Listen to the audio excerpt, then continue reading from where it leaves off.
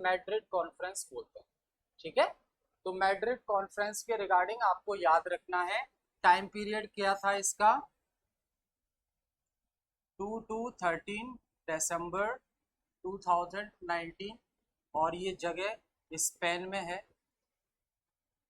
Spain में है। और ऑब्जेक्टिव क्या था इसका, प्रोवाइड हेल्प, कौन सी हेल्प, पैसे की help, provide help to countries which are facing climate change effect और इशू। इनको फंड प्रोवाइड करने के लिए ये मैड्रिड कॉन्फ्रेंस एक डिक्लेरेशन था, घोषणा पत्र था कि हम उन देशों को मदद करेंगे जिन देशों में जलवायु परिवर्तन का प्रभाव ज्यादा देखने को मिल रहा। ठीक है, तो ये है मैड्रिड कॉन्फ्रेंस, बस इतना सा ही याद रखना है आपको। इसको कोप 25 भी कहा जाता है। Madrid conference is also known as COP25। COP stands for, COP का मतलब conference of parties, COP25 conference of parties. तो इसको COP25 भी कहा जाता है, मैड्रिड कॉन्फ्रेंस को।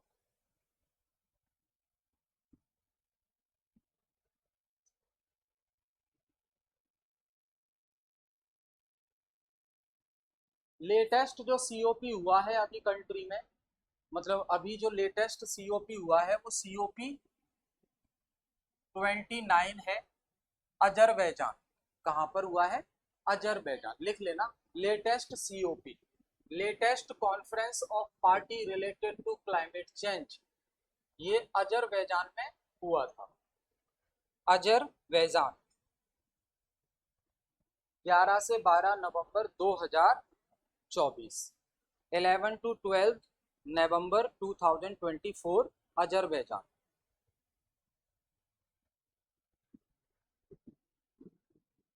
ठीक है, तो मैड्रिड कॉन्फ्रेंस COP25 है, और ये COP कितने हो चुके हैं, तो अभी तक 29 हो चुके हैं। 29 जो है COP, लेटेस्ट COP है, ये अजरबैजान में हुआ था नवंबर 2024 में। और अपकमिंग जो COP है, अपकमिंग यानी कि नेक्स्ट COP जो होगा, तो 29 के बाद COP30 आएगा, ये बेलम में होगा, ये आपका होगा 2025 में। लिखो Belum, Belum Brazil, BELEM, Belum Brazil, Belum Brazil में होगा COP30। और 10 to 21 नवंबर 2025 में होगा, 10 से लेकर 21 नवंबर 2025, ये नेक्स्ट है। तो पहले से ही प्रोग्राम्ड होते हैं ये कि नेक्स्ट कहाँ पर होगा, तो अगला ये होगा। तो अभी तक अगर पूछा जाए कि how many COP were held, तो 29, और जो अपकमिंग COP है वो बेलम ब्राजील में होगा। ठीक है, ध्यान रखिए। इसी के साथ अब कुछ नाम याद रखने हैं आपको, important institutions related to climate change, लिख लो। Important organisations related to environment and climate change, important organizations related to environment and climate change।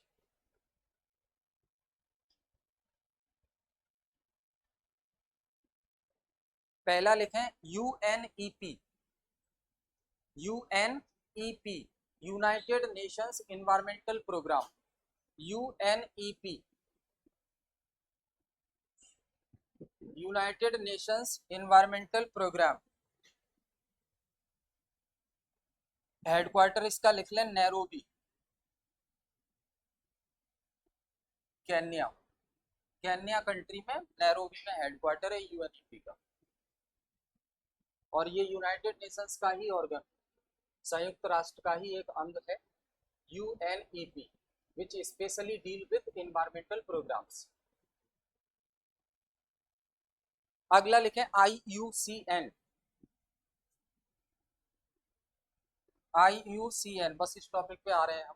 IUCN, international union, international union of conservation,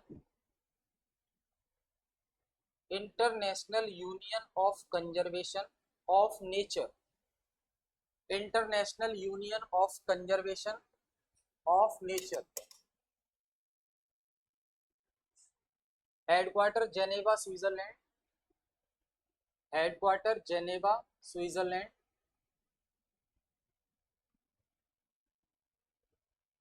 headquarter Geneva Switzerland. अगला लिखें wild life international,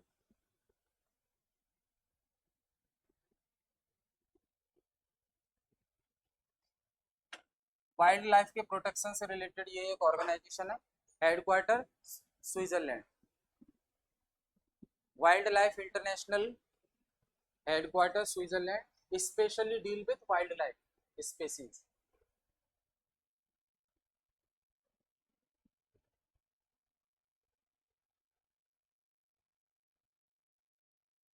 last लिखें UNFF, UNFF,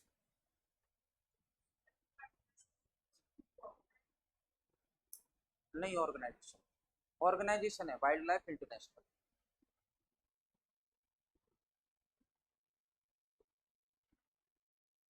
UNFF, United Nations forum on forest, United nation forum on forest.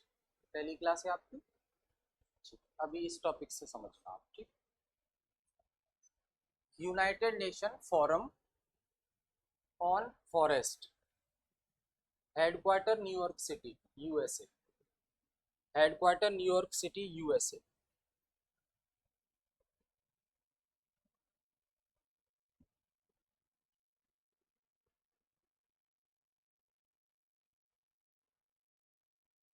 ठीक है,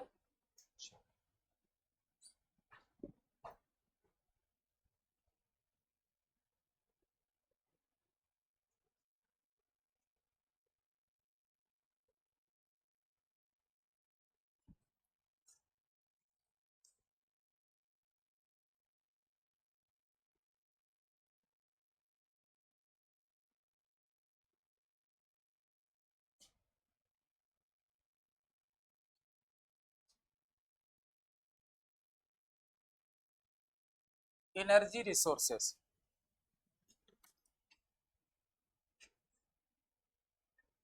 दो type के होते हैं energy resources,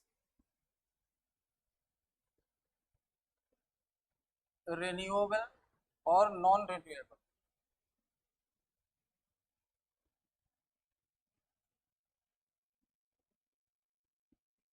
renewable resources वो रिसोर्सेज होते हैं जो खत्म नहीं हो सकते, उनको रिन्यू किया जा सकता है, जैसे कि सोलर एनर्जी, ठीक है।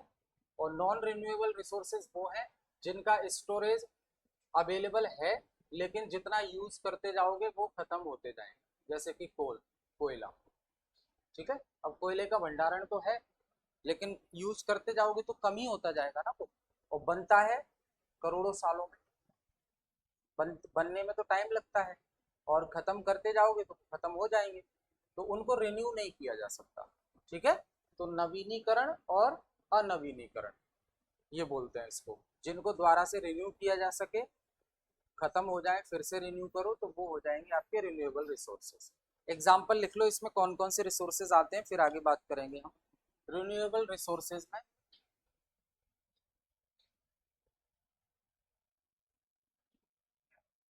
लिखो रिन्यूएबल रिसोर्सेज, सोलर एनर्जी, आप कुछ लेके नहीं आए, पेज ले लो बाहर से, बाहर से ले लो पेज सर से। Renewable resources, solar energy, wind energy, WIND, wind energy, hydro electricity, solar energy, wind energy, hydro electricity, biogas, biogas etcetera, ये आपके रिन्यूएबल रिसोर्सेज है। नॉन रिन्यूएबल रिसोर्सेज में नोट करो, कोल, कोयला,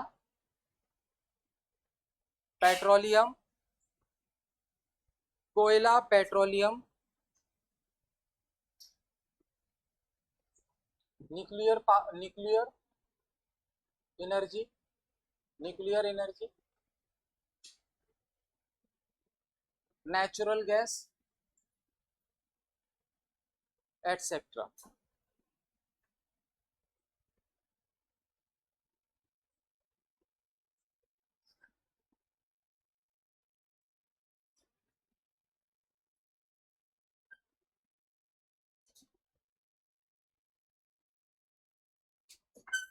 तो सस्टेनेबल यूज के लिए हमें कौन से रिसोर्स पर फोकस करना होगा जिससे रिसोर्सेस का एक्सप्लॉयटेशन भी ना हो और हमारा काम भी हो जाए? तो वो होगा रिन्यूएबल रिसोर्सेस। ठीक है, क्योंकि कोल को जितना आप एक्सट्रैक्ट करेंगे जमीन में से उतना नुकसान ही है और खत्म भी हो रहा है। तो हमें फोकस करने की जरूरत है रिन्यूएबल रिसोर्सेस पर। ठीक है, अब लिखें कोल, कोयला। हाँ बोला तो, हाँ पानी से बनते।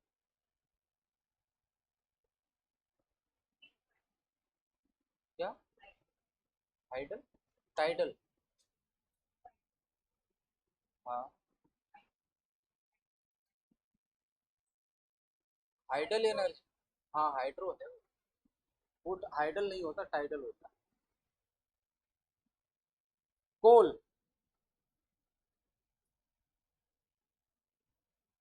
कोल किस किस से मिलकर बना होता है? Constituents of coal, what are the constituents of coal? कोयला किस किस से मिलकर बना होता है? साइंस बैकग्राउंड है किसी का? लिख लो, carbon, carbon, main constituents of coal are carbon, comma hydrogen, comma hydrogen, moisture, moisture and ash, राख जिसे कहते।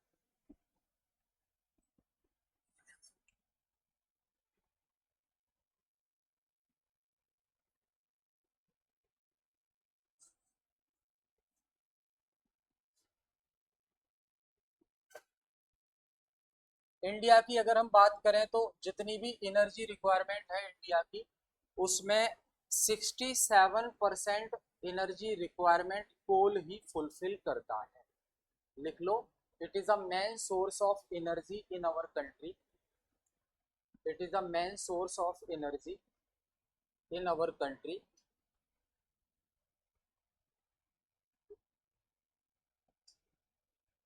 which fulfill 67% of our total requirement, जो 67% हमारी जरूरत जो है उसको पूरा करता है। 67% ऑफ द कंट्री।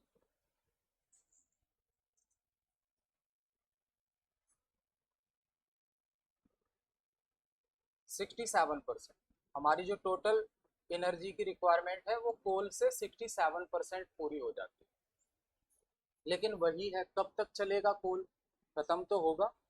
ठीक है, अब लिखो, तो टॉप रिजर्व्स ऑफ कोल, कोयला कहाँ कहाँ पाया जाता है हमारी कंट्री में? सबसे ज्यादा कोयला कहाँ पाया जाता है? तो सबसे ज्यादा है नंबर 1 झारखंड, नंबर 1 झारखंड 26.03%। ये क्रोनोलॉजी में अरेंज करने को आ सकते हैं तो आप याद रखें, 26.03%, यानी कि जितना कोयला है उसका 26.03% झारखंड में मिलता है। सेकंड पर आता है उड़ीसा, सेकंड है उड़ीसा 24.85%, 24.85%। थर्ड नंबर पर Chhattisgarh, third number Chhattisgarh 17.93%, 17.93%। West Bengal 9.9%, last MP Madhya Pradesh 8.7%।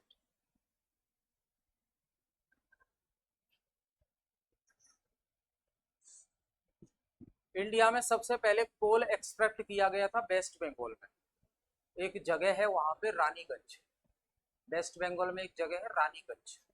तो रानीगंज वो जगह है जहां पर फर्स्ट टाइम कोल एक्सट्रैक्शन हुआ था, पहली बार वहां कोयला निकाला गया। इस पे मूवी भी आई है रानीगंज, एक मूवी भी है अक्षय कुमार का रानीगंज, मिशन रानीगंज कर, तो उसमें दिखाया गया है पूरा। तो ये कोल के बारे में हो गया। सेकंड लिखा है पेट्रोलियम, सेकंड है पेट्रोलियम।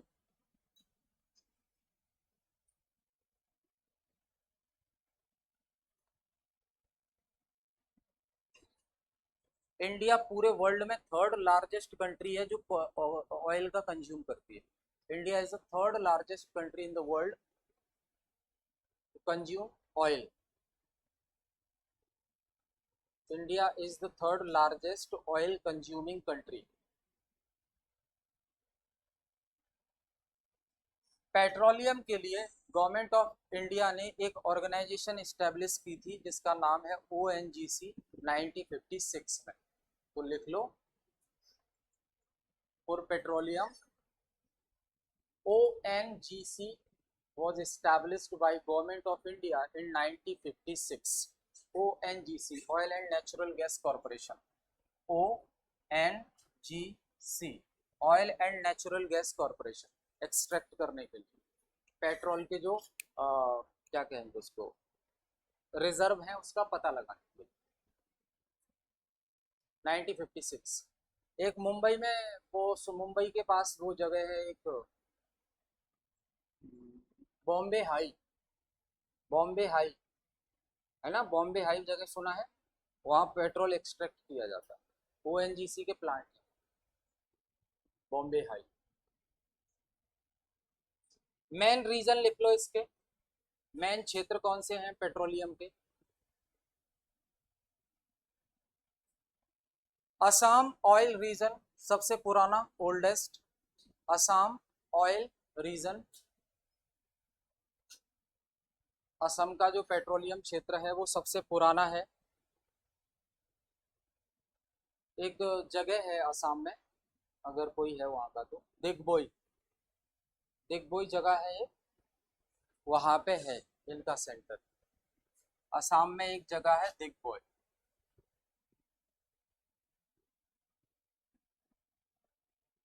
असम रीजन की जगह है ये दिग्बोई, यहाँ पे पेट्रोलियम एक्सट्रैक्ट किया जाता है। उसके बाद सेकंड लिखें गुजरात ऑयल रीजन। क्या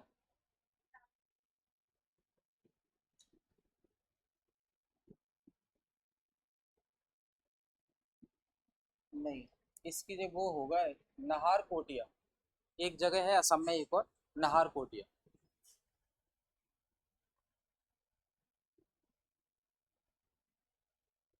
दिग्बोई प्लस नाहर कोटिया ये असम रीजन में आता है। सेकंड लिख लें Gujarat oil region, Gujarat oil region.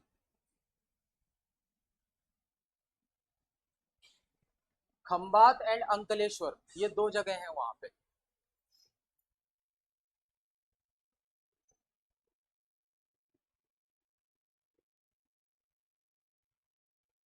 Gujarat oil reason में दो जगह हैं, खंबात एंड अंकलेश्वर, वहां से पेट्रोलियम एक्सट्रैक्ट किया जाता है। ये ध्यान रखना, the main responsible body behind petroleum is only one, ONGC.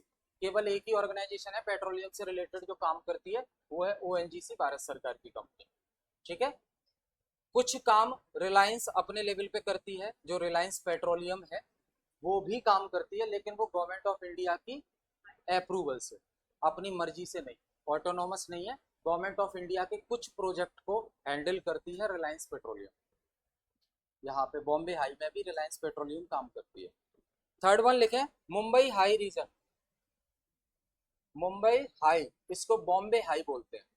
Mumbai high region, Bombay high region. तो ये मुंबई के पास है, अब इतना पास भी नहीं है, लगभग 175 plus kilometre nearest to Mumbai. Mumbai के पास से ये बॉम्बे हाई जो है, जहाँ पेट्रोलियम एक्सट्रैक्ट किया जाता है, वो आपका 175 प्लस किलोमीटर है मुंबई से।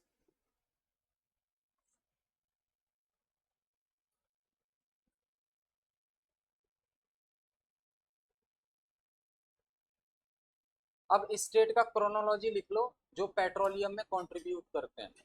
क्रोनोलॉजी इसलिए याद रखना है आपको, क्रोनोलॉजी में अरेंज करने को आते हैं प्रश्न, इसलिए ये याद रखेंगे, चाहे हम फॉरेस्ट रिसोर्सेज की बात करें या एनर्जी रिसोर्सेज की बात करें। ठीक है। जब हम फॉरेस्ट रिसोर्सेज पे आएंगे तो ये पूछा जाता है, जो इंडिया की फॉरेस्ट रिपोर्ट रिलीज होती है हर साल, तो उसके बिहाफ पर लेटेस्ट डेटा आपसे एग्जाम में पूछा जाता है कि किस स्टेट में सबसे ज्यादा फॉरेस्ट कवर है, यानी कि सबसे ज्यादा जंगल किस राज्य में। तो वो क्रोनोलॉजी में अरेंज करने को आता है, सबसे ज्यादा किस में, फिर उसके बाद ऐसे क्रोनोलॉजी में अरेंज करने को आता है। ठीक ऐसे ही इसमें आएगा। तो पेट्रोलियम की क्रोनोलॉजी लिख लो स्टेट के according. Leading regions of petroleum production, ऐसे लिखो, हेडिंग पुट करो, leading region of petroleum production, leading region of petroleum production.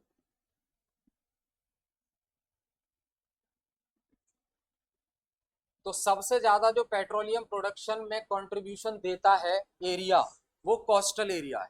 Coastal area है तटीय क्षेत्र, जो हमने गुजरात और बॉम्बे वाला बात किया।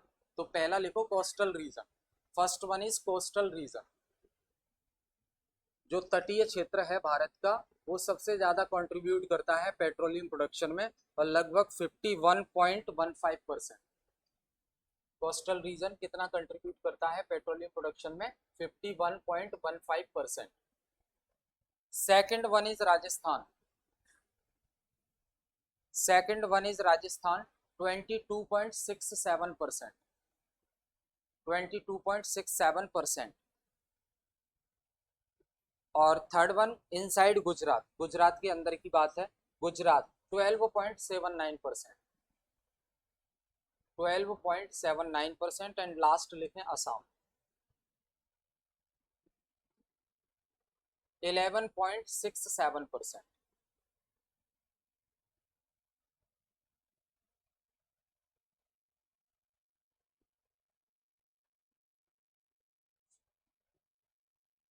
ठीक है। तो ये क्रोनोलॉजी याद रखना, टॉप 5 याद रखने हैं ज्यादा। अगला लिखें आप थर्मल एनर्जी, पेट्रोलियम के बाद थर्मल एनर्जी।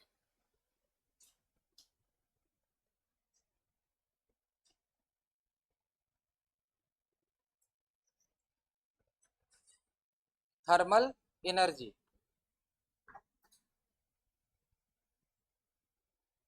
थर्मल एनर्जी किससे बनाई जाती है?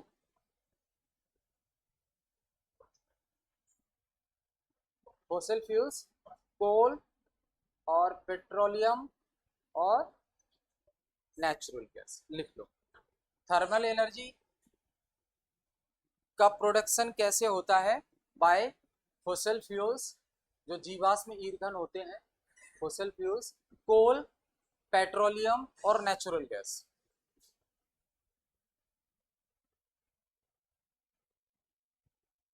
पेट्रोलियम और नेचुरल गैस। अब थर्मल एनर्जी के पीछे जो रिस्पॉन्सिबल ऑर्गेनाइजेशन है वो है एनटीपीसी। थर्मल एनर्जी प्रोडक्शन करने के लिए एनटीपीसी बनाई गई गवर्नमेंट ऑफ इंडिया के द्वारा 1975 में।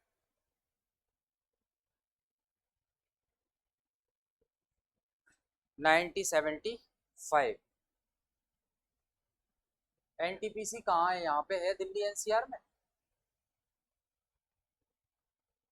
फरीदाबाद रीजन से है कोई? एनटीपीसी है Faridabad, national thermal power corporation.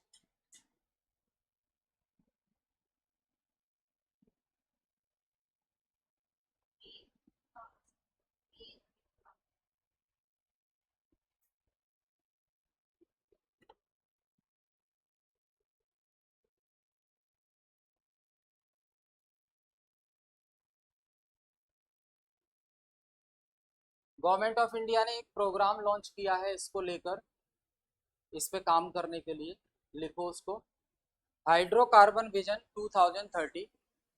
Hydrocarbon vision, hydrocarbon vision 2030 for north east. Hydrocarbon vision 2030 for north east. कौन कौन से स्टेट इंक्लूड हैं इसमें? लिखो, Arunachal, Assam, Manipur. Hydrocarbon vision 2030 for north east. कौन कौन से स्टेट इंक्लूडेड हैं? तो अरुणाचल प्रदेश, कौमा, असम, मणिपुर, असम, मणिपुर, मेघालय, मिजोरम, मिजोरम, नागालैंड, सिक्किम, त्रिपुरा। नागालैंड, सिक्किम, त्रिपुरा। तो इसको लेकर गवर्नमेंट ऑफ इंडिया एक मिशन चला रही है नॉर्थ ईस्ट के लिए। इसके बाद लिखें न्यूक्लियर एनर्जी।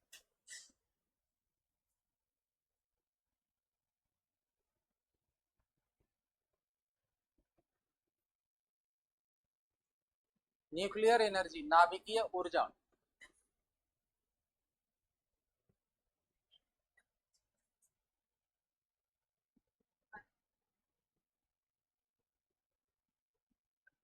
कौन से?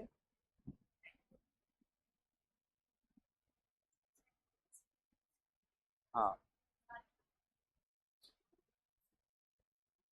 नहीं नहीं नहीं, जिस जिस रिसोर्स का हम यूज करके एनर्जी बना रहे हैं वो रिसोर्स रिन्यूएबल है या नहीं। जैसे सोलर एनर्जी तो सन का यूज करके बनाते हैं, ठीक है, तो वो रिन्यूएबल एनर्जी होगी।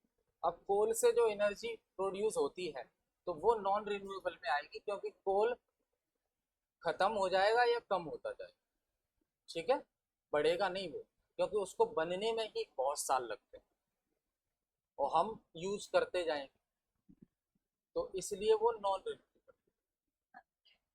हाँ, अगला लिखें, इसमें इसी में लिखें न्यूक्लियर एनर्जी में। एटॉमिक एनर्जी कमीशन बनाया गया था इंडिया में 1948 में। Atomic energy commission, atomic energy commission 1948। Nuclear energy के लिए atomic energy commission established in 1948।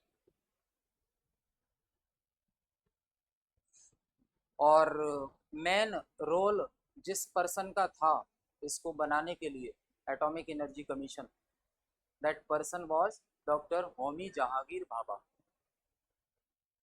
Bhabha, Homi Jahangir Bhabha, doctor Homi Jahangir Bhabha. Homi, HOMI, Homi Jahangir Bhabha.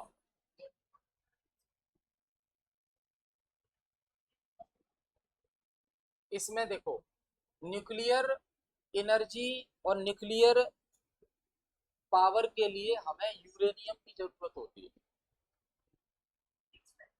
वो हम एक्सट्रैक्ट करें।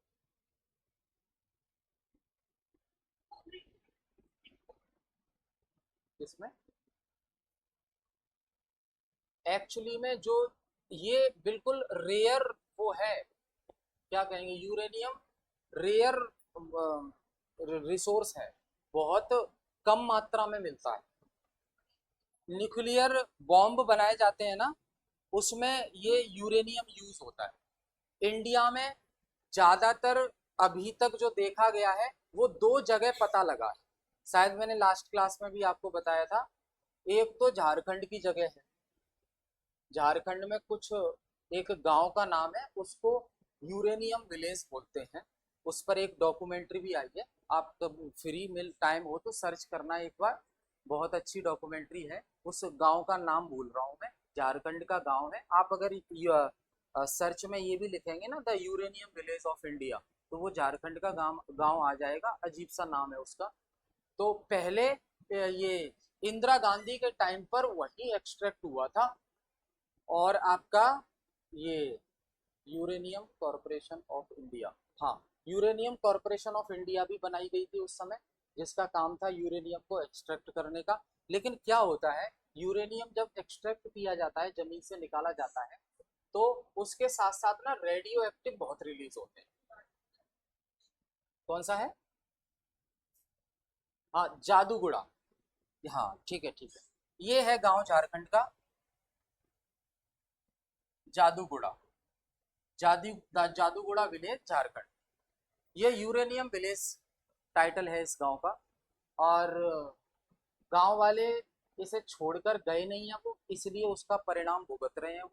और सरकार की भी गलती रही है कि जिस गांव ने आपको बहुत ज़्यादा पैसे कमाने का मौका दिया, यूरेनियम दिया, उस गांव के लोगों के लिए गवर्नमेंट ऑफ इंडिया ने कुछ नहीं किया।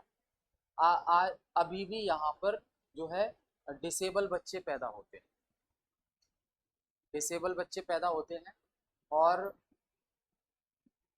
कई बार तो 8-8 9-9 मिस कैरेज हो जाते हैं महिलाओं के, बच्चे को जन्म नहीं दे पाते, इसी वजह से, रेडियो एक्टिव की वजह से।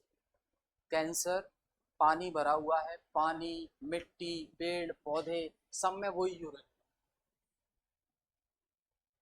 अब अ, मिजोरम है, मेघालय, मिजोरम या मेघालय में अभी जो है गवर्नमेंट ऑफ इंडिया ने कहा कि हम यहाँ पे यूरेनियम को एक्सट्रैक्ट करेंगे। पता तो लग गया था 67 में, 1967 में, कि यहाँ पे यूरेनियम।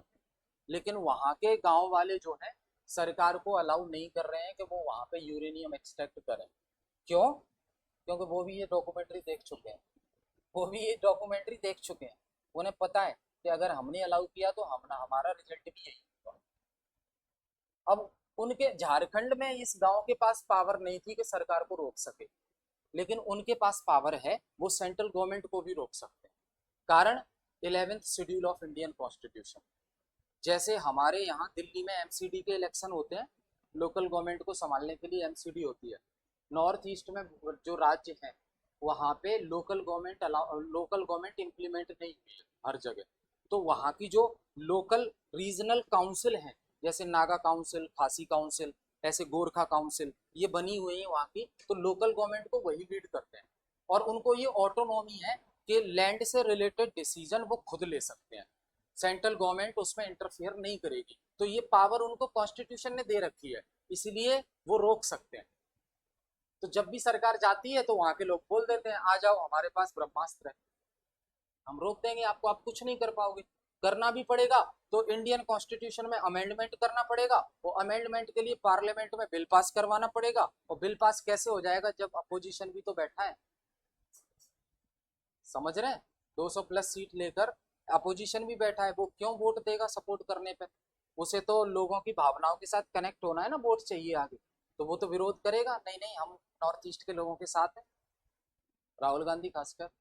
ठीक है, तो ये प्रॉब्लम है, तो इसीलिए वो बचे हुए हैं। कोशिश 67 से जारी है वहां पे एक्सट्रैक्ट करने की, लेकिन अभी तक कर नहीं पाए। आगे लिख।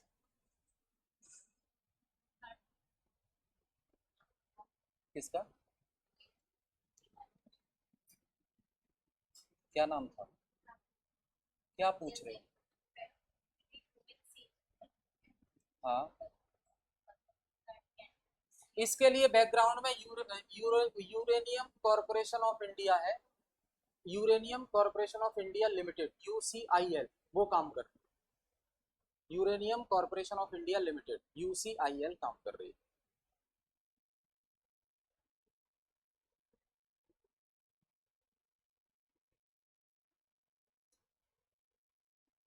एटॉमिक एनर्जी को लेकर इंडिया का पूरे वर्ल्ड में कंट्रीब्यूशन 2.8% है।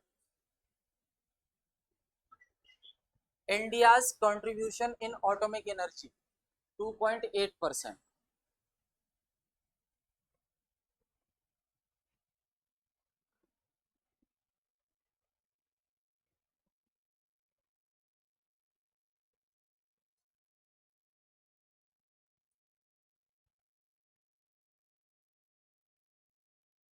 अगला लिखें हाइडल एनर्जी।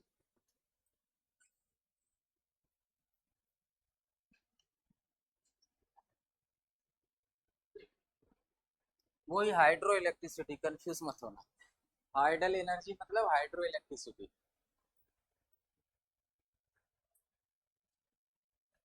तो पूरे वर्ल्ड में इंडिया हाइड्रो इलेक्ट्रिसिटी प्रोडक्शन में 7वें नंबर पर आता है। India is the 7th largest producer of, India is the 7th largest producer of hydro electricity in the world.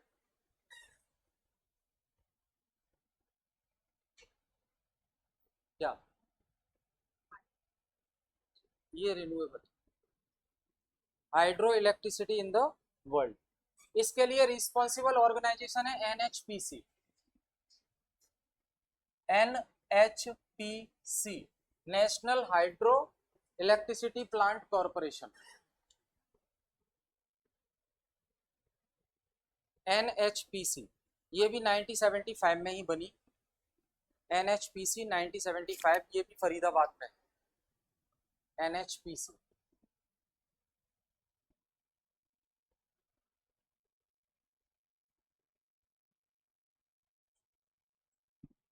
ठीक है, अब लिखें सोलर एनर्जी। अगला next solar energy, national hydro electricity plant corporation.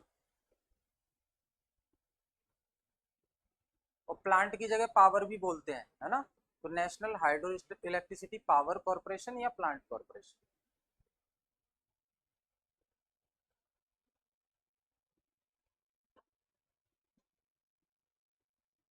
Solar energy,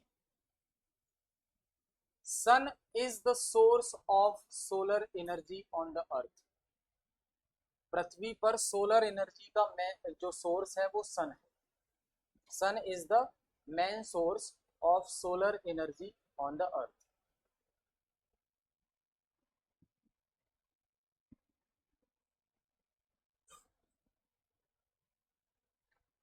India में कर्नाटक में एक solar park बना है, बहुत बड़ा सोलर पार्क है, उसको बोलते हैं शक्ति स्थल।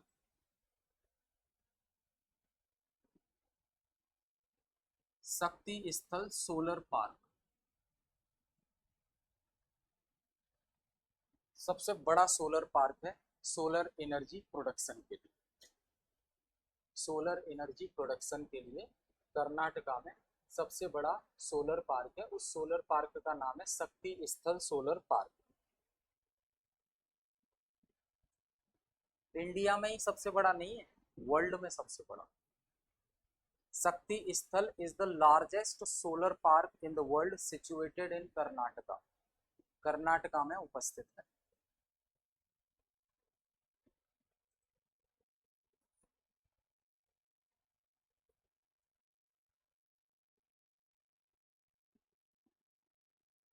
बिहार में एक जगह है, जगह नहीं गांव है, धारनाई करके, धारनाई एक गांव है बिहार में,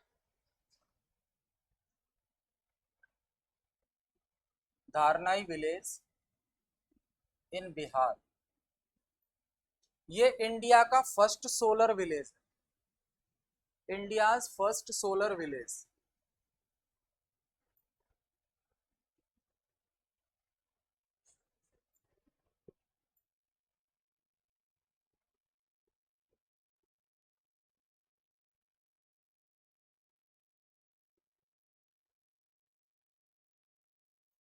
Recently, BHEL established a plant in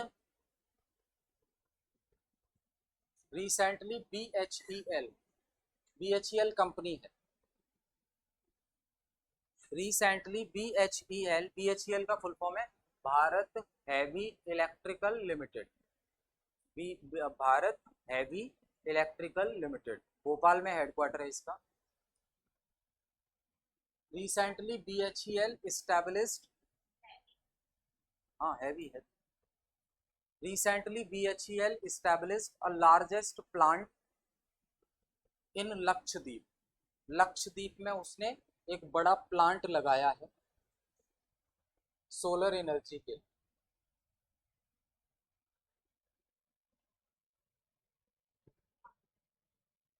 limited, इसका head office Bhopal.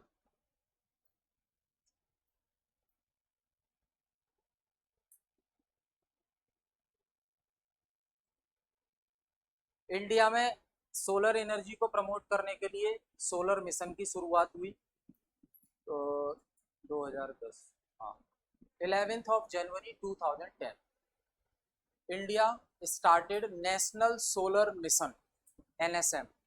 India started national solar mission on 11th January 2010 on 11th January 2010 to promote solar energy. Solar energy को प्रमोट करने के लिए गवर्नमेंट ऑफ इंडिया ने NSM 2010 स्टार्ट किया, national solar mission 2010 start किया.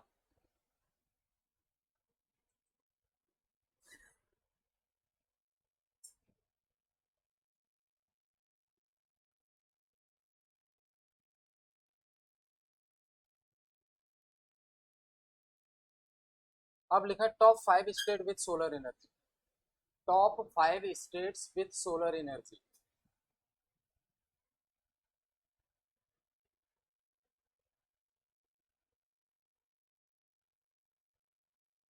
पहला राजस्थान,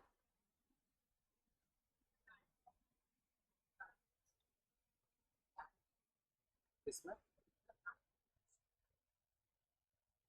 नहीं, ये डिपेंड करता है कि जो सोलर एनर्जी प्रोडक्शन हो रहा है वो सेग्रीगेटेड कितना है, फैला हुआ कितना है किस स्टेट में सबसे ज्यादा. क्या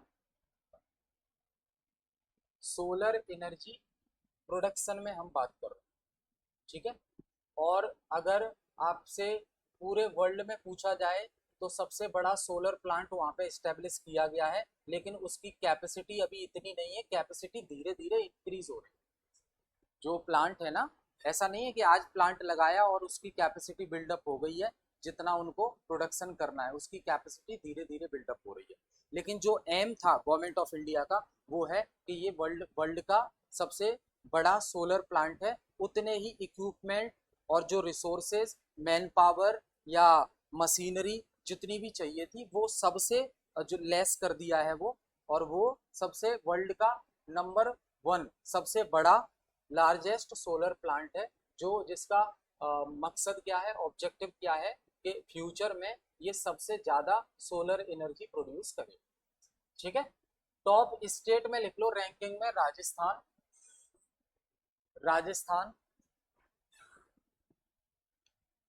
Jammu and Kashmir,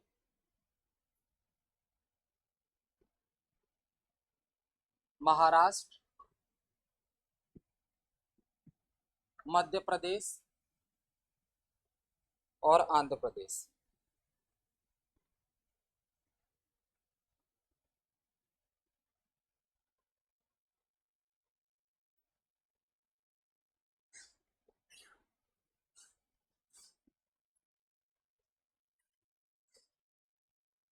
government of India बहुत ज़्यादा सब्सिडी दे रही है. अगर कोई भी अपने घर पर सोलर पैनल लगवाता है तो government of India subsidy provide कर रही है. इसके लिए भारत सरकार की 2 स्कीम काम कर रही है.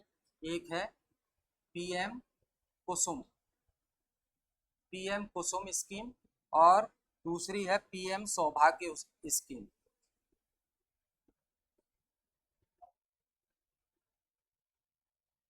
पीएम सौभाग्य स्कीम. पीएम कुसुम स्कीम, पीएम सौभाग्य स्कीम।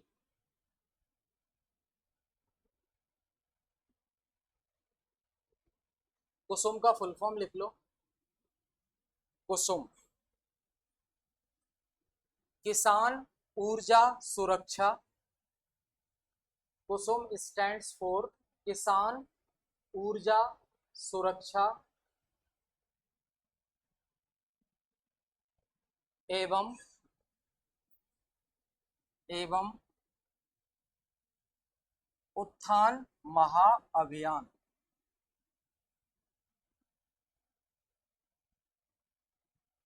किसान ऊर्जा सुरक्षा एवं उत्थान महाअभियान, ये कुसुम का फुल फॉर्म है। सौभाग्य का लिख लो। सौभाग्य स्टैंड्स फॉर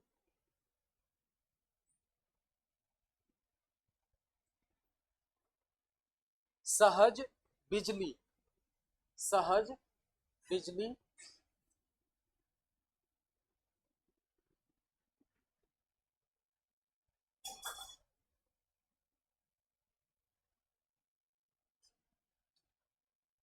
सहज बिजली हर घर योजना। सहज बिजली हर घर योजना सौभाग्य।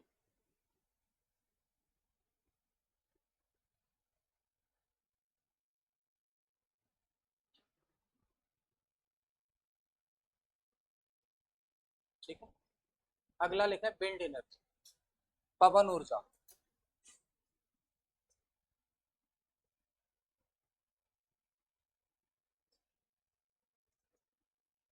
Wind energy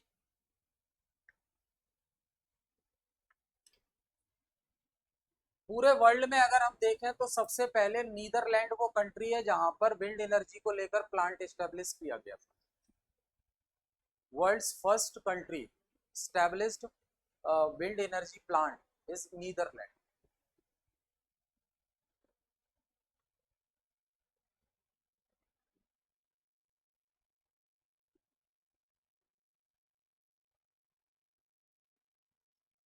India's rank is fourth, भारत की रैंक फोर्थ है विंड एनर्जी प्रोडक्शन में। India's rank is fourth after China, USA, Germany. After China, USA, Germany.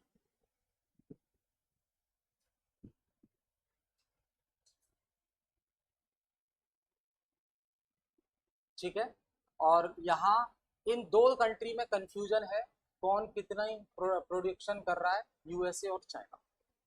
तो रिसेंट जो 2023-24 का डेटा बताता है उसके according USA is the largest producer of wind energy. लेकिन अब चाइना कहीं आगे निकल गया है, डेटा रिलीज हुआ नहीं है लेकिन चाइना टॉप पर होगा। तो 2023-24 के डेटा के according USA is the largest producer of wind energy.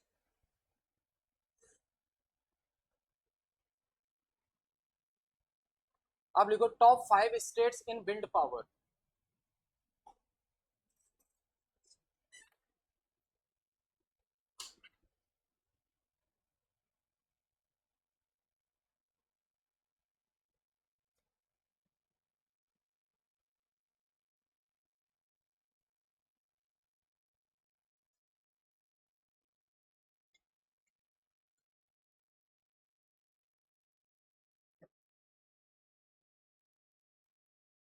ये होमवर्क है, आज चेक करना आप और मुझे भी बता दो। ठीक है, ऐसे स्टार मेंशन कर लो इस पे। चाइना और यूएसए में चेक कर लेना अगर रीसेंट डेटा रिलीज हो गया है तो। चाइना है, वही मैं कह रहा था क्योंकि रीसेंट डेटा में चाइना आगे निकल गया।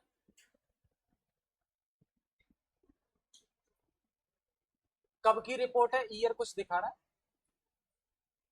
है? 24 का। ठीक है, ये वाला जो मैं बता रहा था वो 23-24 में जो रिपोर्ट आई थी ना उसके अकॉर्डिंग। तो अभी लिख लो, देख लिया उन्होंने, चेक कर लिया। China is the largest producer according to 2004 latest report. ठीक है, इससे पहले अमेरिका था लार्जेस्ट। अब लिखें top 5 state with wind energy. Top 5 states with wind energy. पहले नंबर पे है तमिलनाडु, फर्स्ट तमिलनाडु, सेकंड गुजरात, फिर Maharashtra, Karnataka and fifth number पे राजस्थान।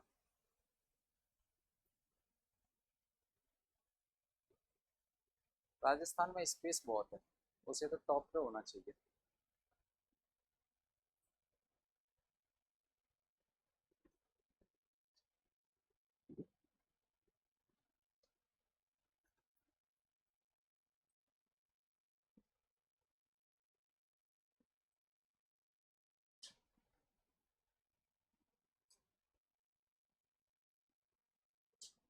अब लिखें हाइड्रोजन एनर्जी,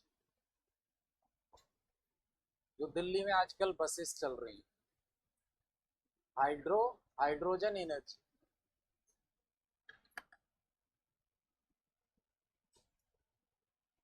तो स्पेशली इसका यूज ऑटोमोबाइल सेक्टर में करते हैं, ठीक है। Hydrogen energy specially used in automobile sector.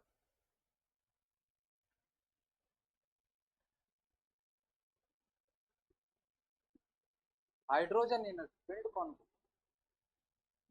Hydrogen energy. और इसके लिए ऐसा बोला जाता है हाइड्रोजन एनर्जी के लिए कि ये एकदम क्लीन और एफिशिएंट एनर्जी होती है। It is clean and efficient energy, clean and efficient energy.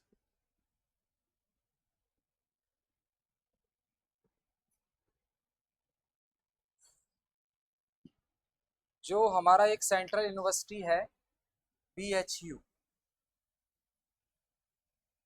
BHU में हाइड्रोजन एनर्जी सेंटर इस्टेब्लिश किया गया है। तो लिख लो hydrogen energy centre established in BHU, hydrogen energy centre established in BHU to promote research and development, to promote research and development in hydrogen energy. Hydrogen energy में research and development के लिए एक सेंटर बनारस हिंदू विश्वविद्यालय के अंदर बनाया गया है।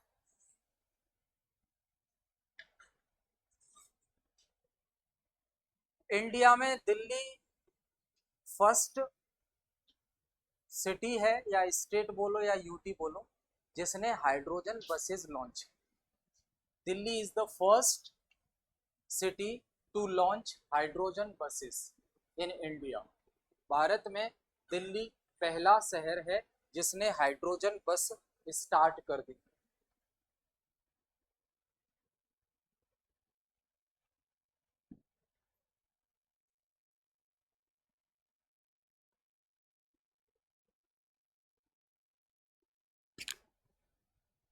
ठीक है, अगला लिखे biomass energy.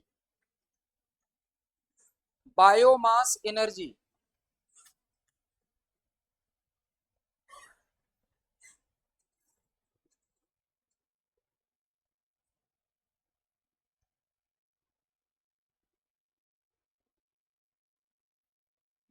Biomass energy also known as rural energy. गांव में ही बन सकती है ये, रूरल एरिया में ही बन सकती है ये बायोमास एनर्जी।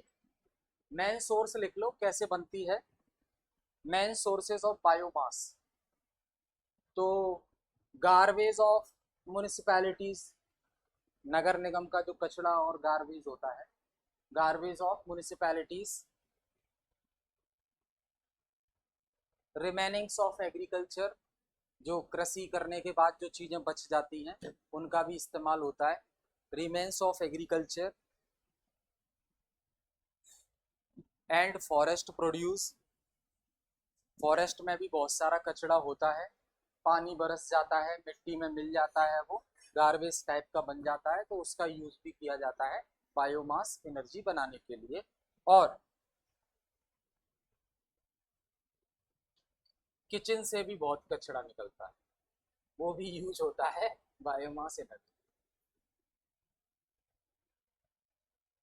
और जो एनिमल्स जैसे बफेलो, काउ, ये जो रूरल एरिया में है, इनके गार्बेज से भी, इनके कचड़े से भी, जो वेस्ट है उससे भी बायोमास एनर्जी बनाने में हेल्प मिलती है।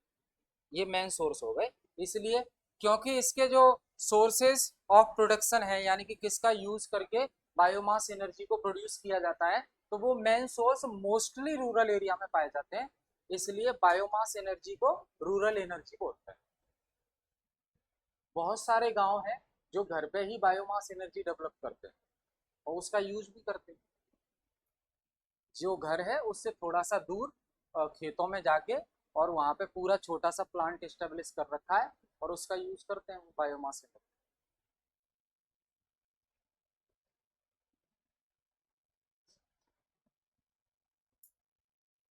फिर लिखें बायोफ्यूल। बायोफ्यूल,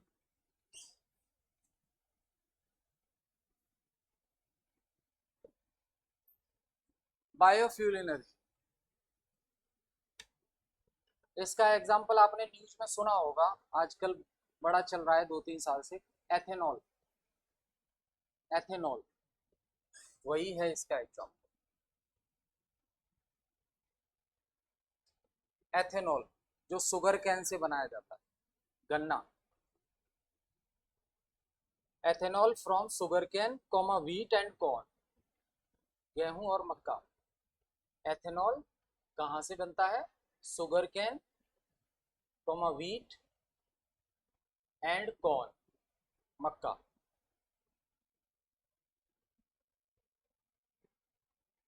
इंडिया का पहला बायो रिफाइनरी प्लांट बना है पुणे में, लिख लो। India's first bio refinery plant, Pune. India's first bio refinery plant, Pune.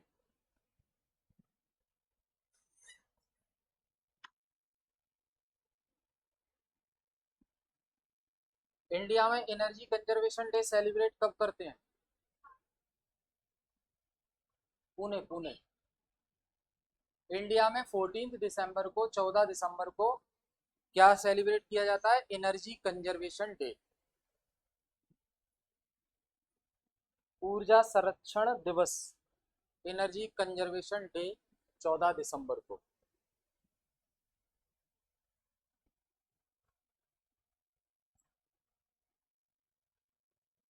अभी सेंट्रल गवर्नमेंट में वो ट्रांसपोर्ट मिनिस्टर है ना, क्या नाम है उनका, नितिन गडकरी है ना, central transport minister, road road minister.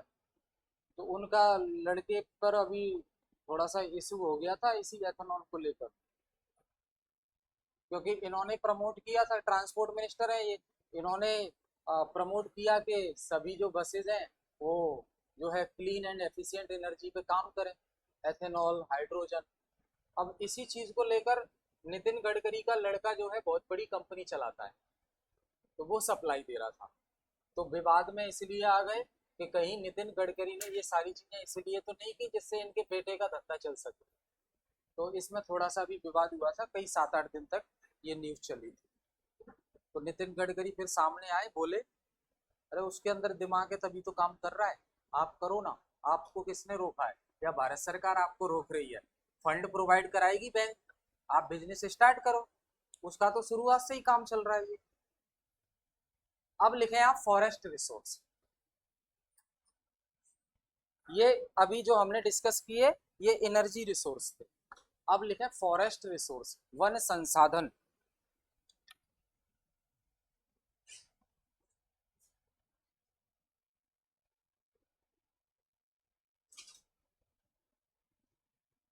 One संसाधन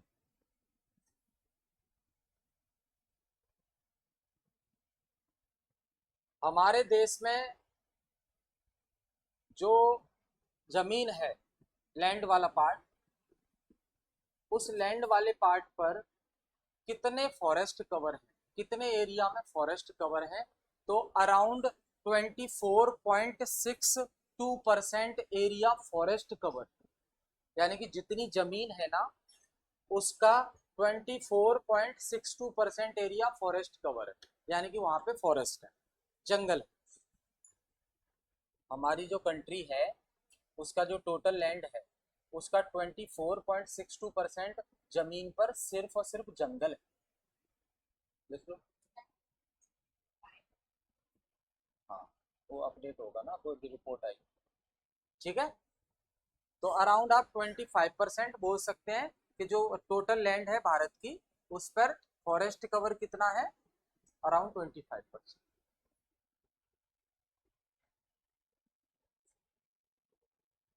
अब लिखें use of forest for environment. पर्यावरण के लिए जो वन है जंगल है उनका यूज क्या है, इन्वायरमेंट के लिए क्यों जरूरी है forest, need of forest for environment. तो सबसे पहले लिखें कार्बन बैलेंस, ये कार्बन को बैलेंस करने का काम करते हैं। First one is carbon balance. Carbon balance में वही क्या एब्जॉर्ब करते हैं, CO2, और रिलीज क्या करते हैं, इससे कार्बन बैलेंस बना रहता है ये जो साइकिल है। तो कार्बन बैलेंस में लिख लो forest absorb CO2 and release oxygen.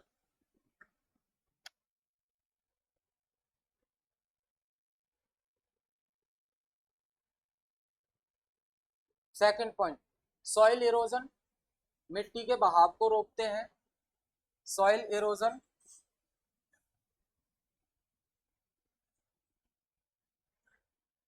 ठीक है।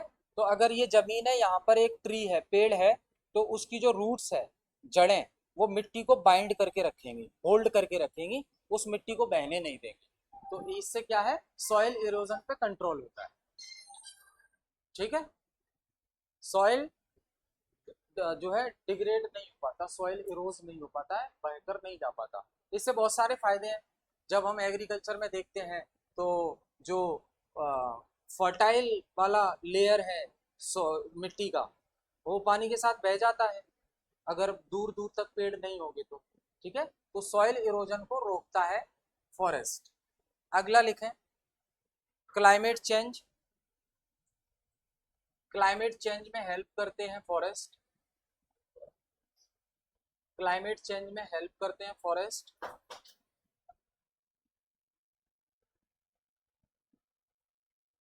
And last temperature regulation, temperature regulation, जहां ज्यादा फॉरेस्ट होंगे टेम्परेचर कम होगा। ये हो गया टेम्परेचर को रेगुलेट करना। जहां बिल्कुल फॉरेस्ट नहीं होंगे वहां टेम्परेचर ज्यादा होगा। ठीक है, अब लिखें some initiative by government of India to conserve forest.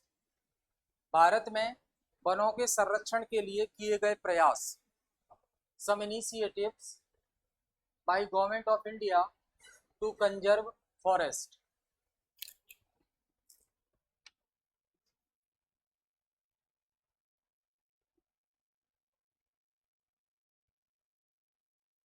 पहला लिखें सोशल फॉरेस्ट्री प्रोग्राम 1976।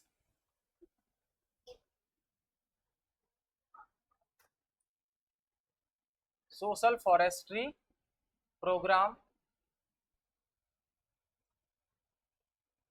1976 में आया गवर्नमेंट ऑफ इंडिया के द्वारा। Started by national agriculture commission, NAC, started by national agriculture commission.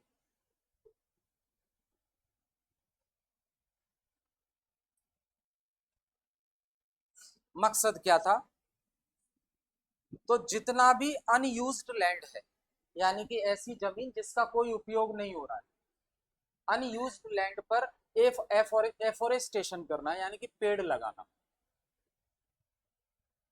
Unused land पर एफोरेस्टेशन यानी कि plantation of trees, unused land पर प्लांट्स लगाना, ये प्रोग्राम था, नोट कर लो। फिर लिखें फॉरेस्ट फॉरेस्ट एक्ट 2006 नेक्स्ट। फॉर लिखा आपने, forest act 2006।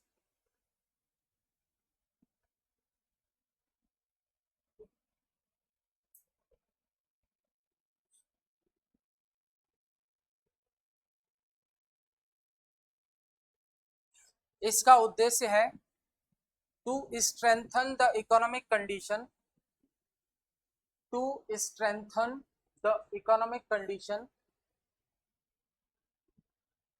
To strengthen the economic condition of communities, of communities living around forest area, living around forest area। तो जो जंगल के आसपास या जंगल में जो कम्युनिटीज रह रही हैं, उनका एक शेल्टर बना हुआ है वो, तो उनकी इकोनॉमिक कंडीशन को स्ट्रेंथन करना, इसका क्लियर मतलब ये है कि फॉरेस्ट को काटने से रोकना। फॉरेस्ट को कट करेंगे तो उनका जो शेल्टर बना हुआ है फॉरेस्ट, वो खत्म हो जाएगा, और वो कम्युनिटी जो फॉरेस्ट के अराउंड रह रही है या फॉरेस्ट में रह रही है, जंगलों में ही निवास है उनका, फॉर एग्जांपल ट्राइबल पीपल, तो उनका जो मेन सोर्स ऑफ इनकम है वो फॉरेस्ट से ही है। चाहे हम मेडिसिन से रिलेटेड बात करें, और जो फूड्स हैं उनकी बात करें, या फ्रूट्स हैं उनकी बात करें, या बहुत सारे ऐसे रिसोर्सेज हैं which we can get from forest, तो उनका यूज करके वो मार्केट में सेल करके वो पैसा कमाते हैं, और उनकी लाइवलीहुड उसी से चलती है।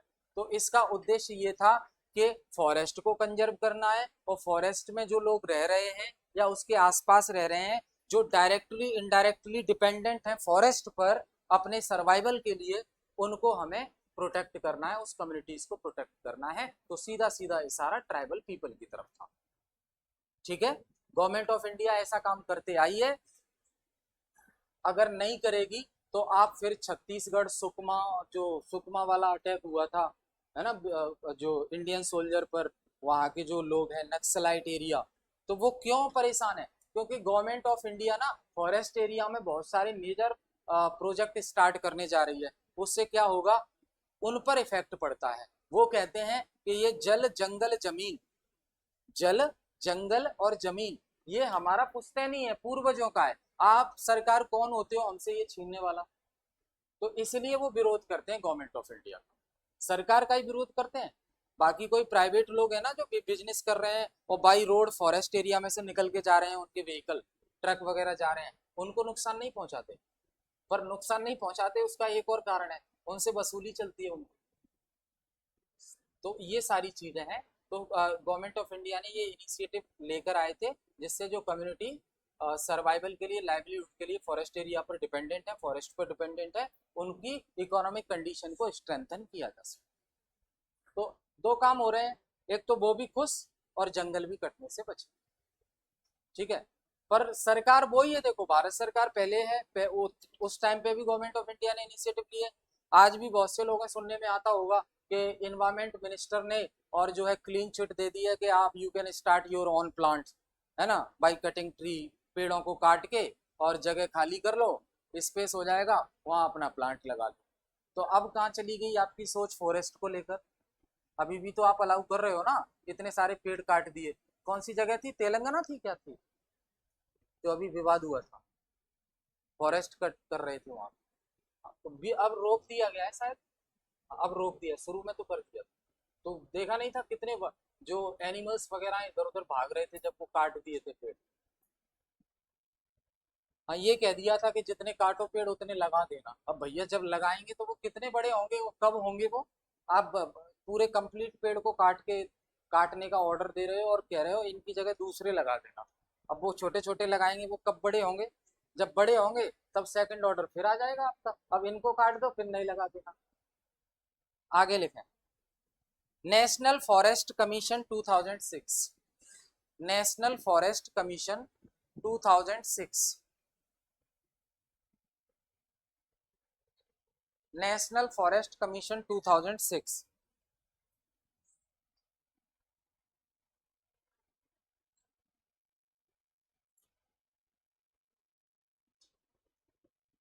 तो ये लिख लो इसमें बस, बाकी ऑब्जेक्टिव सबको क्लियर है। It is a initiative by under, it is initiative under national forest act 2006। ये नेशनल फॉरेस्ट एक्ट 2006 के अंडर में ही एक इनिशिएटिव है। नेशनल फॉरेस्ट एक्ट 2006 के अंडर में ही एक इनिशिएटिव है अलग से। और इसका काम सिर्फ इतना है कि जो फॉरेस्ट की लाइफ है वो लॉन्ग टर्म रहे। फॉरेस्ट की जो लाइफ है, पेड़ों की जो लाइफ है वो लॉन्ग टर्म रहे। दैट मीन्स उनको नुकसान ना पहुंचे। ठीक है। और बाकी ऑब्जेक्टिव वही हो गए जो फॉरेस्ट एक्ट वाले हैं, कि इन पर जो डिपेंडेंट लोग हैं उनको कोई नुकसान ना हो।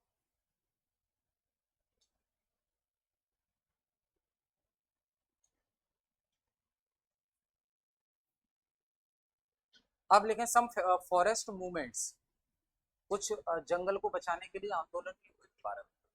तो सम फॉरेस्ट मूवमेंट्स, कुछ फॉरेस्ट से रिलेटेड, फॉरेस्ट कंजर्वेशन से रिलेटेड मूवमेंट्स भी हुए थे इंडिया में। First one is Chipko movement, Chipko आंदोलन।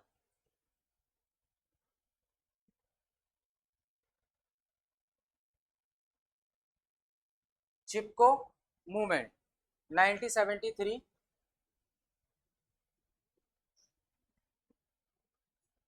1973। इसके मेन लीडर थे सुंदरलाल बहुगुणा, सुंदरलाल बहुगुणा मेन लीडर।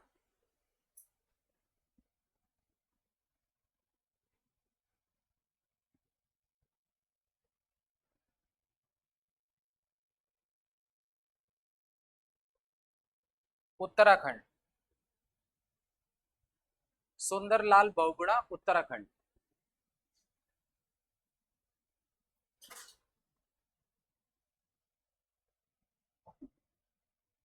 फिर लिखे silent valley movement, silent valley आंदोलन 1973 Kerala, for forest conservation. Silent valley movement Kerala 1973 for forest conservation, वनों को बचाने के लिए।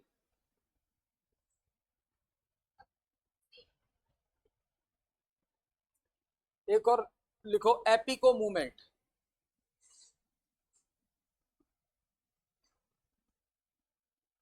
एपिको मूवमेंट ईयर 1973, कर्नाटका में हुआ ये।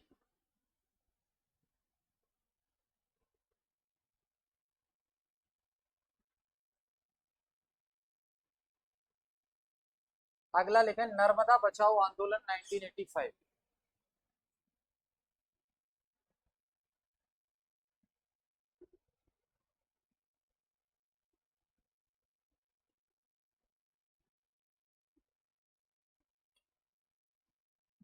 एक्चुअली में क्या है, government of India has decided to establish सब multipurpose project on river Narmada.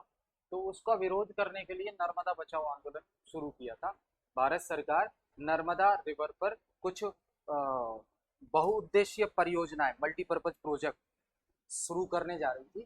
तो वहाँ के लोगों ने कहा कि इससे नर्मदा को खतरा है और हम ऐसा नहीं करते रहेंगे। तो नर्मदा बचाओ आंदोलन, नर्मदा सेव नर्मदा मूवमेंट, नर्मदा बचाओ आंदोलन शुरू किया था 1985 में। मध्य प्रदेश है, लिख लेना। नर्मदा सबसे बड़ा रिवर है मध्य प्रदेश का।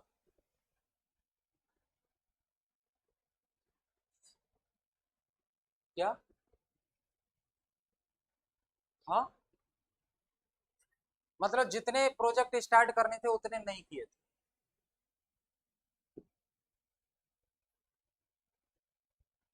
एक और लिख लो लास्ट, नवधान्या मूवमेंट।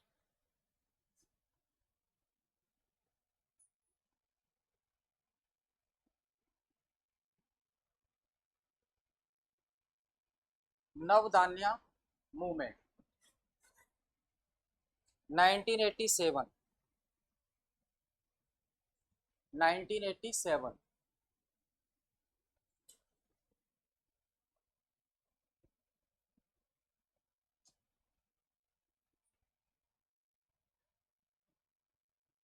इसके जो प्रोमिनेंट लीडर थी वो वंदना सिवा, लिख लो, नाम लिख लो, वंदना सिवा।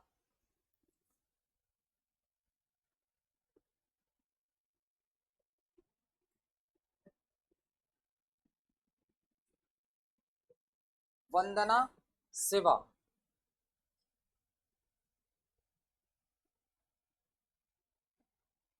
पॉलिटिकल साइंस में इनका नाम आप पढ़ते होंगे, जो इको फेमिनिज्म करके एक वर्ड आता है।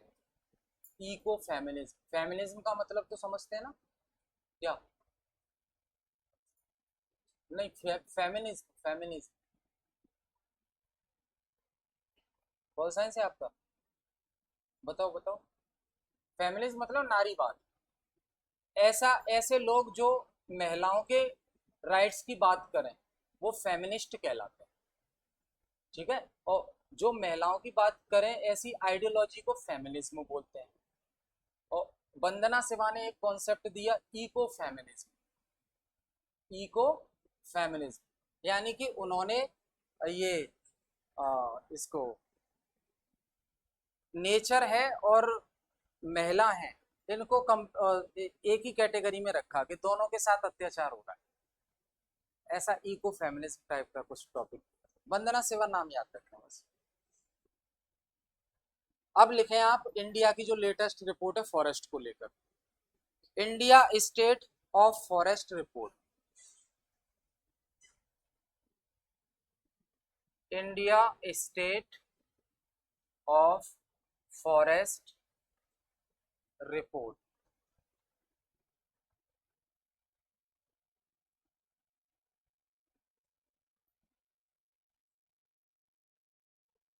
यहाँ स्टेट का मतलब वो नहीं है एमपी यूपी राजस्थान, यानी कि फॉरेस्ट की क्या स्थिति है भारत में, स्टेट का मतलब क्या स्थिति है, करंट सिचुएशन, उससे रिलेटेड रिपोर्ट।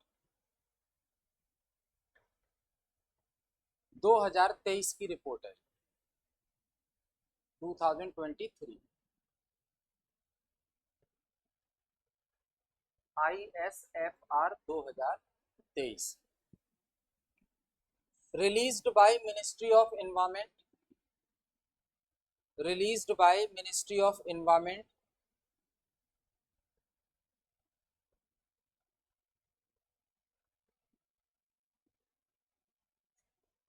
अब इस रिपोर्ट में क्या फाइंडिंग्स सामने आई जो लेटेस्ट डेटा है, तो पहले लिखें total forest and tree cover in India. First point, total forest and tree cover in India.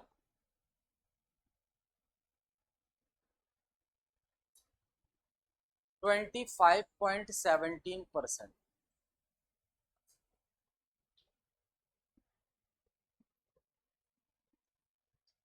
इसमें फॉरेस्ट प्लस ट्री दोनों शामिल है। फॉरेस्ट एक पूरा एरिया ही फॉरेस्ट का होता है, ट्री तो कहीं पर भी हो सकते हैं, पर वो ट्री वाले एरिया को भी इंक्लूड करके 25.17% कंट्री की लैंड पर फॉरेस्ट और ट्री। ये इंडिया का फॉरेस्ट रिपोर्ट है 2023 का। ठीक है, आगे लिखें अगला, मैक्सिमम इंक्रीज हमें किस स्टेट में देखने को मिला है, कि पिछले साल से इस साल जो है इंक्रीज हुए हैं फॉरेस्ट, यानी कि कुछ लास्ट टाइम पहले से अब किस स्टेट में सबसे ज्यादा इंक्रीज हुए हैं, तो लिखो maximum increase, maximum increase forest and tree cover में मैक्सिमम इंक्रीज छत्तीसगढ़।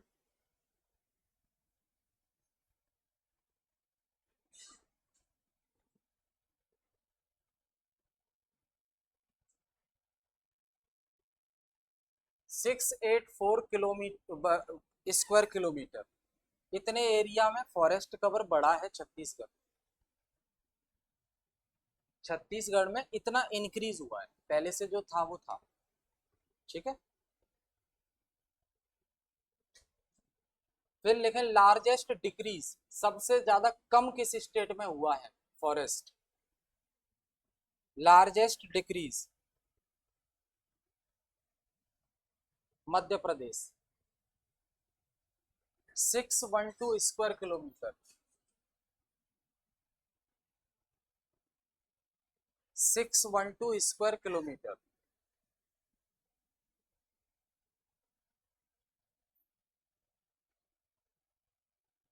अब लिख लो top 3 state having largest forest.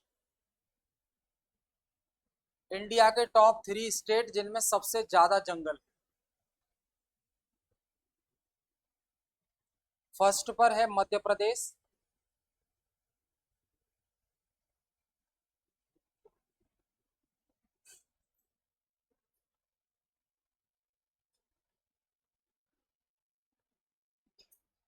इतने स्क्वायर किलोमीटर में मध्य प्रदेश में फॉरेस्ट है।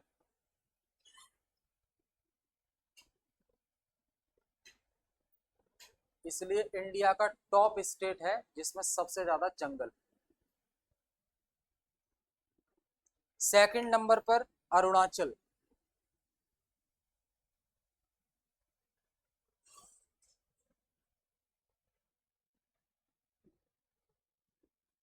ये अरुणाचल का फॉरेस्ट कवर है।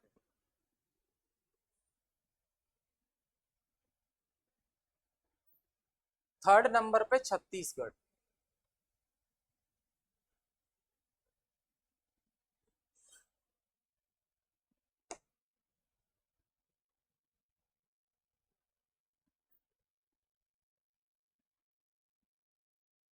छत्तीसगढ़ का कवर ये।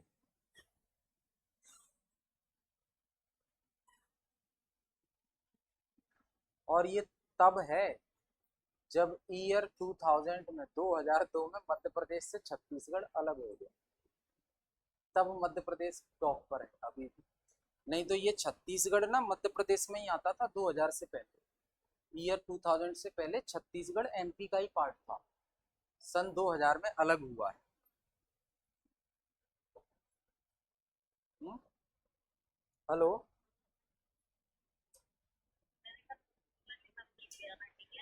ओके,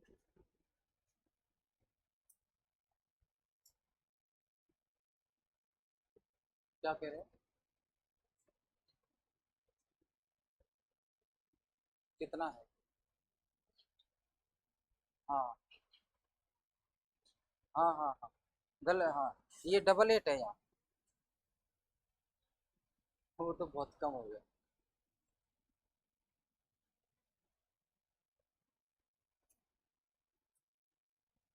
अब लिख लो फॉरेस्ट फायर। ऐसे 3 स्टेट जिसमें सबसे ज्यादा इंसिडेंट हुए हैं फॉरेस्ट फायर के, आग लगने के।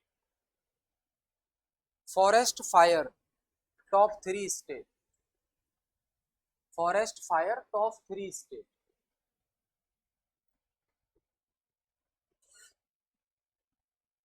तो उत्तराखंड, उड़ीसा, छत्तीसगढ़। 2023-24 में सबसे ज्यादा घटना देखने को मिली है उत्तराखंड, उड़ीसा और छत्तीसगढ़।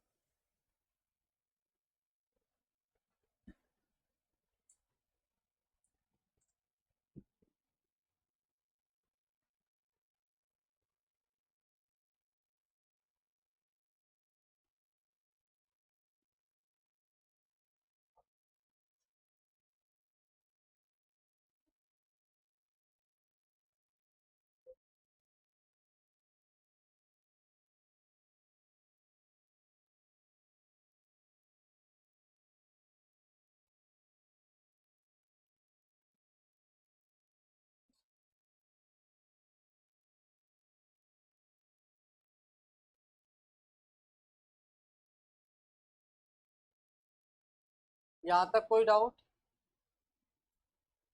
लास्ट टॉपिक लिखो आज का, सॉइल रिसोर्सेज, मृदा संसाधन, सॉइल रिसोर्सेज।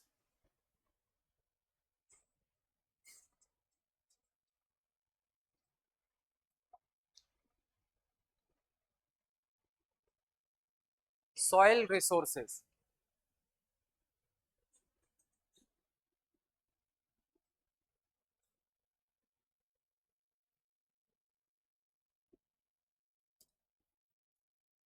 लेकिन soil is made up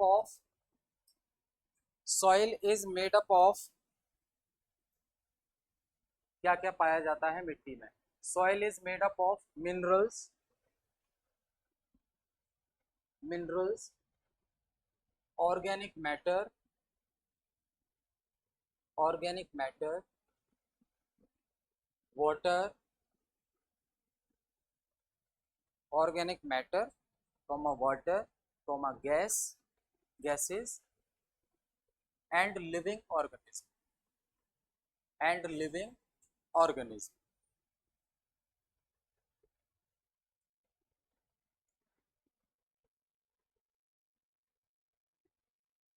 It support structural support to the plants. It support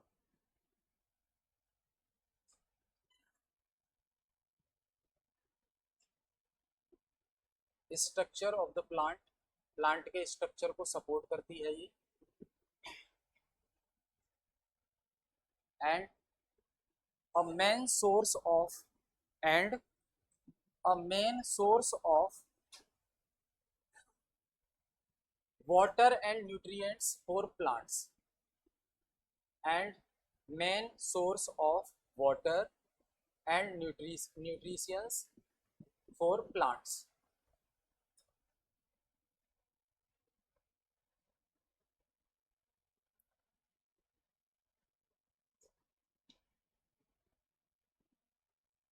India में एक काउंसिल चलती है, हमने हायर एजुकेशन वाली यूनिट में देखा था, ICAR है. ये आर में क्या आ गया, चार्टर्ड अकाउंटेंट. ICAI नहीं, ICAR. जब हम एग्रीकल्चरल एजुकेशन की बात कर रहे थे तो उसमें हमने एक ऑर्गेनाइजेशन की बात की थी. बताओ आप थे नहीं थे? लिखो. According to Indian council of agricultural and research, according to Indian Council and Agricultural Research,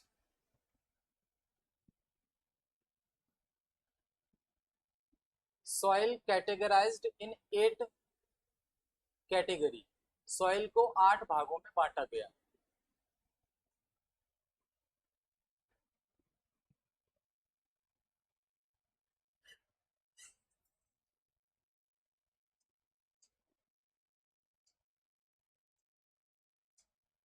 पहला लिखें एल्यूवियल सॉइल, जलोढ़ मिट्टी.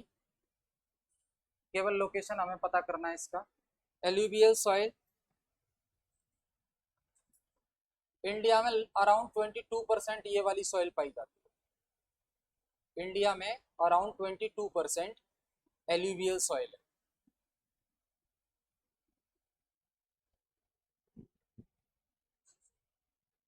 And suitable for rice, suitable for rice, wheat,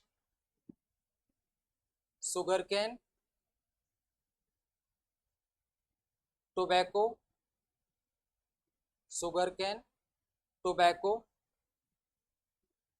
cotton, maize, Mecca, and vegetables.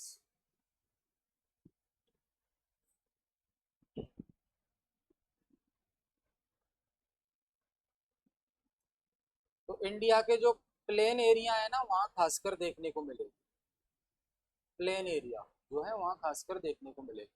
Next लिखे black soil. Black soil rich in iron, iron बहुत होता है इसमें. Rich in iron, iron बहुत होता है. Location Maharashtra Telangana, location Maharashtra Telangana, MP Karnataka, MP Karnataka, Andhra Pradesh, Gujarat, Tamil Nadu. Andhra Pradesh, Gujarat, Tamil Nadu. suitable for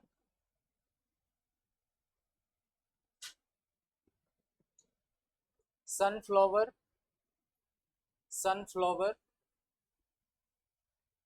rice, tobacco और wheat, गेहूं. ठीक है. अगला लिखा रेड सॉइल. लाल मिट्टी, red soil, rich in iron and potash, rich in iron and potash,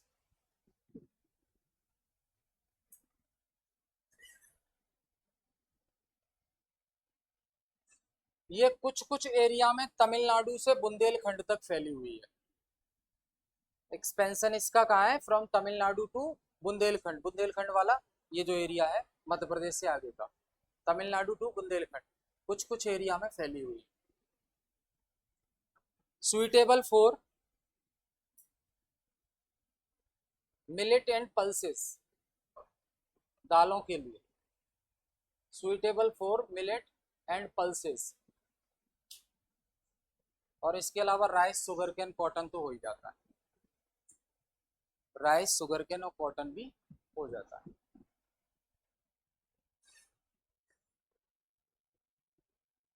आगे लिखें लेटेराइट सॉइल, लेटेराइट मिट्टी,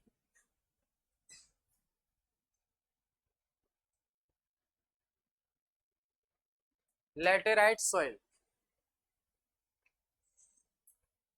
rich in iron and silica, iron और सिलिका पाया जाता है।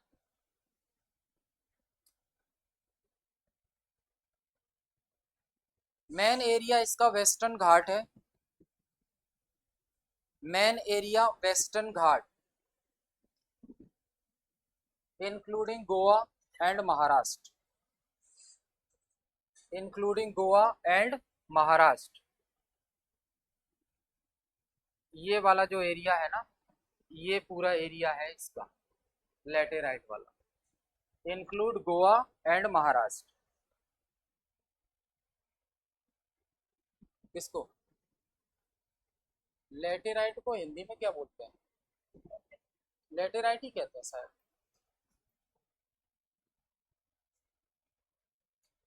इसमें रबर स्पाइस ये वाली होती है क्रॉप, लिखो suitable for coffee, rubber and spices, coffee, rubber और मसाले, कॉफी, रबर एंड स्पाइसेस। अच्छा, तभी वास्को डी गामा आ गया था मसाले लेने।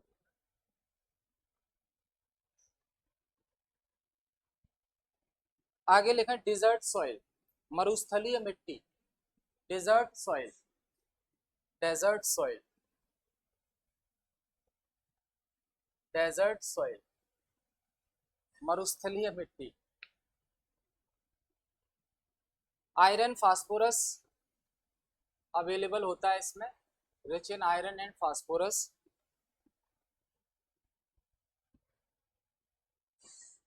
और वही ज्वार बाजरा पल्सेस होता है इसमें, ज्वार बाजरा पल्सेस।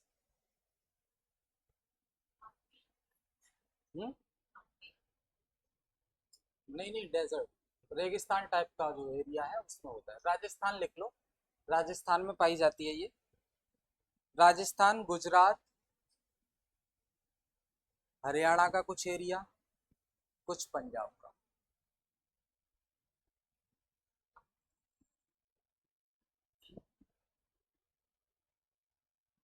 अगला लिखे माउंटेन सॉइल, पर्वतीय मिट्टी, माउंटेन सॉइल।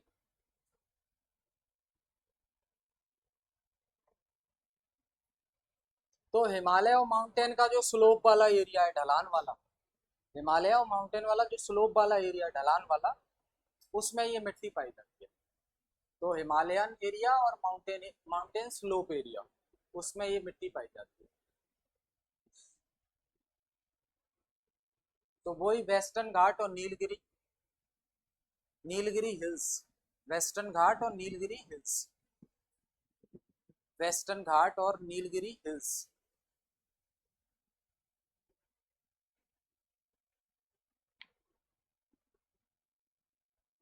टी और स्पाइसेस होते हैं यहाँ पे, चाय, मसाले एटसेट्रा।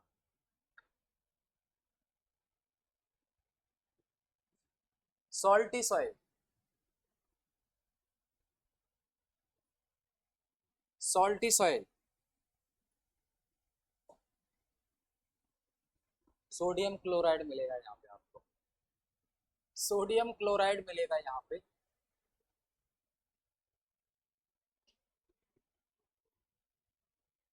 तो ये बहुत ज्यादा इनफर्टाइल होती है, इसमें कुछ नहीं उगेगा, ठीक है, इनफर्टाइल।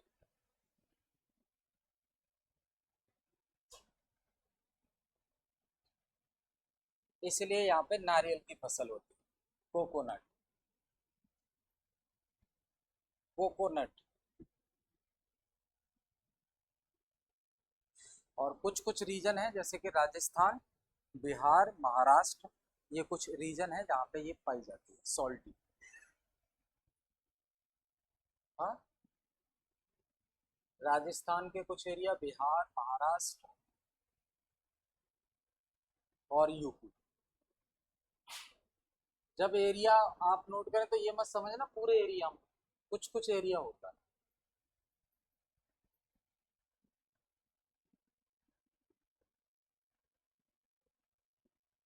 अगला लिखें पेटी सॉइल।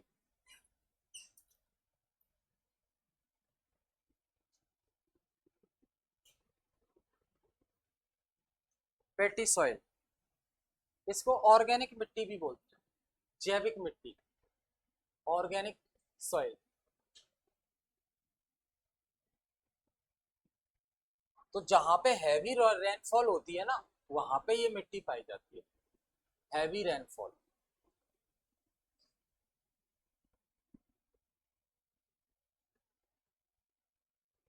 तो जो सुंदरवन का डेल्टा है, सुंदरवन डेल्टा, उस एरिया में पाई जाती है। और इसके अलावा केरल और उत्तराखंड, केरल एंड उत्तराखंड, ठीक है। और कुछ कुछ वो नाम आपने सुना सुना होगा, मैसन राम और चेरापूंजी, उस एरिया में भी कुछ पाई जाती है,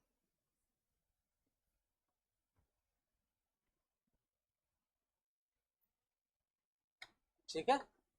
इसमें देख लो अगर कोई चीज समझ में।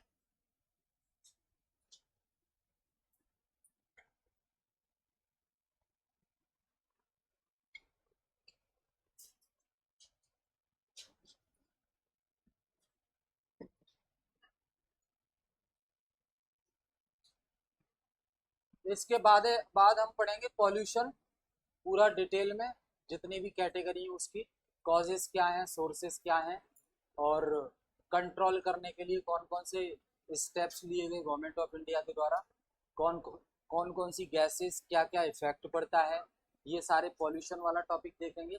उसके बाद डिसास्टर एंड हैजार्ड, जो आपदा आती है और आपदा प्रबंधन, डिसास्टर एंड डिसास्टर मैनेजमेंट, ये वाला जो टॉपिक है। तो ये दो मेजर टॉपिक हैं आपके, ठीक है। हाँ जी, आप आया कुछ समझे, थोड़ा बहुत आया। किस किस में लिख रहे थे आप, इंग्लिश में या हिंदी में? ठीक है। और कौन था, आपकी पहली क्लास, आपकी आया कुछ समझ? ये फैक्ट्स हैं, याद रखनी पड़ेंगे आपको।